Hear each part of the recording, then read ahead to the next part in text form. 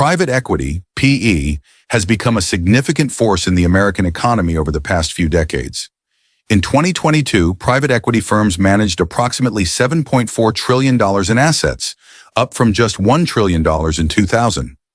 These firms have become major players in a wide range of industries, from healthcare to retail, by acquiring companies, restructuring them, and often selling them for a profit. However, as the influence of private equity has grown, so too has the debate over its impact on the broader economy. Critics argue that private equity is contributing to job losses, wage stagnation, and the decline of essential services.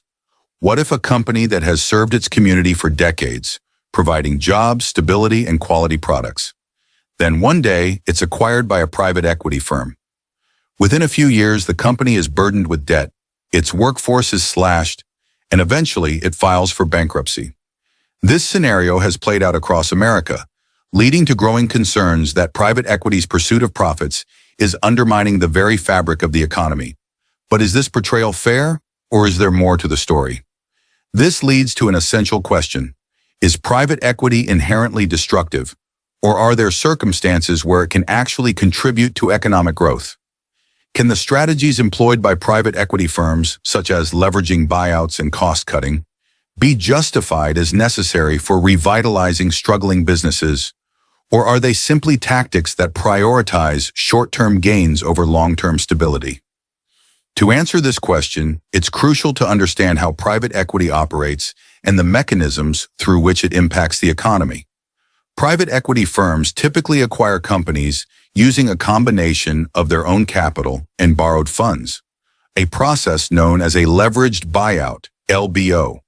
After acquiring a company, they often implement significant changes, such as cost-cutting, restructuring, or selling off assets, with the goal of increasing profitability and eventually selling the company at a higher value. The mechanics of leverage buyouts and their economic impact. Leverage buyouts are central to the private equity business model. By using debt to finance acquisitions, private equity firms can amplify their returns. However, this strategy also places significant financial pressure on the companies they acquire. The acquired company often takes on the debt used to finance its purchase, which can lead to higher interest payments and reduced financial flexibility. The consequences of this increased debt burden can be severe. For instance, companies may be forced to cut jobs, reduce wages, or scale back investments in innovation and expansion to service their debt. This can lead to short-term improvements in profitability, but it often comes at the expense of long-term growth and stability. In extreme cases, the financial strain can push companies into bankruptcy, resulting in the loss of jobs and economic dislocation. The argument for efficiency and revitalization.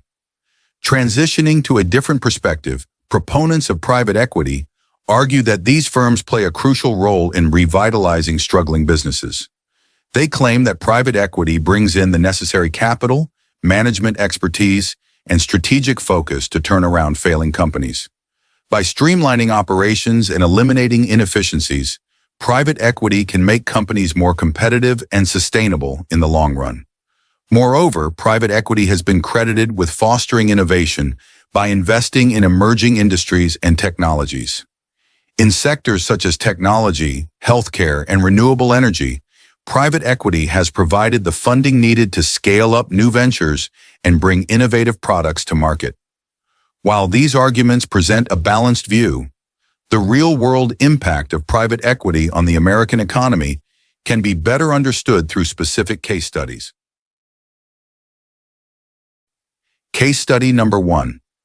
The demise of Toys R Us. One of the most high-profile examples of private equity's controversial impact is the bankruptcy of Toys R Us. In 2005, the beloved toy retailer was acquired by a group of private equity firms in a $6.6 billion leveraged buyout. The deal left Toys R Us with $5 billion in debt, which significantly hampered its ability to compete in a rapidly changing retail landscape dominated by e-commerce giants like Amazon. Despite attempts to restructure, the heavy debt burden forced the company to close stores and cut jobs. By 2017, Toys R Us filed for bankruptcy, and eventually liquidated its U.S. operations, leading to the loss of approximately 30,000 jobs. Critics argue that the excessive debt and the focus on short-term gains by the private equity owners directly contributed to the company's downfall. Case study number 2. The success of Hilton Worldwide. On the other hand, not all private equity acquisitions end in disaster. The acquisition of Hilton Worldwide by the Blackstone Group in 2007 provides a contrasting example. Blackstone acquired Hilton in a $26 billion leveraged buyout just before the global financial crisis hit. Despite the challenging economic environment, Blackstone invested in Hilton's brand and expanded its global footprint.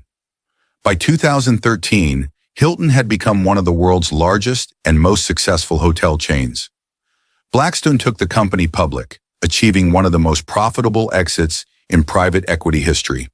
Hilton's success under Blackstone's ownership demonstrates how private equity can enhance a company's performance and create significant value when managed effectively. Case study number 3. The healthcare sector and rising costs. Private equity has also made significant inroads into the healthcare sector, acquiring hospitals, nursing homes, and physician practices. While some argue that private equity has brought much-needed efficiency and capital to the sector, others contend that it has led to cost-cutting measures that negatively impact patient care. For example, research by the National Bureau of Economic Research, NBER, found that private equity ownership of nursing homes is associated with a 10% increase in mortality rates among patients. Critics argue that the focus on profitability in healthcare can lead to staff reductions, lower quality of care, and higher costs for patients, raising concerns about the long-term impact of private equity on essential services. In conclusion, the question of whether private equity is destroying the American economy is complex and contested. On one hand, private equity can play a positive role by revitalizing struggling businesses, fostering innovation, and creating value for investors. On the other hand, the strategies employed by private equity firms, such as leveraged buyouts and cost-cutting, can lead to negative outcomes, including job losses, declining service quality, and even bankruptcy. The real impact of private equity depends on how it is managed and the specific context of each acquisition.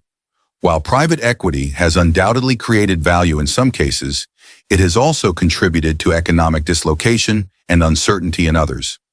As private equity continues to grow in influence, the debate over its role in the American economy is likely to intensify, with policymakers and stakeholders grappling with how to balance the benefits of private equity with the need to protect jobs, communities, and essential services. Ultimately, whether private equity is destroying or revitalizing the American economy may depend on finding the right balance between profit and responsibility, ensuring that the pursuit of financial gains does not come at the expense of the broader economic good.